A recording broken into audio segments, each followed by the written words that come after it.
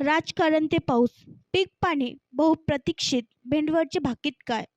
बुलढाणा जिल्ह्याचे नव्हे तर संपूर्ण महाराष्ट्राचे लक्ष लागून असलेल्या जळगाव जामोद तालुक्यातील भेंडवळ गावातील गट मांडणीचे भाकीत आज शनिवार 11 मे रोजी पहाटे जाहीर करण्यात आले.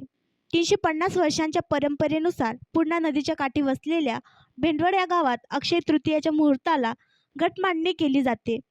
पाऊस, पीक, हवामान, देशाची आर्थिक स्थिती, राजकारण, संरक्षण, सामाजिक परिस्थिती यावर भाकीत केले जाते. गट मांडणीनंतर झालेल्या बदलावरून अंदाज वर्तवण्यात येतो.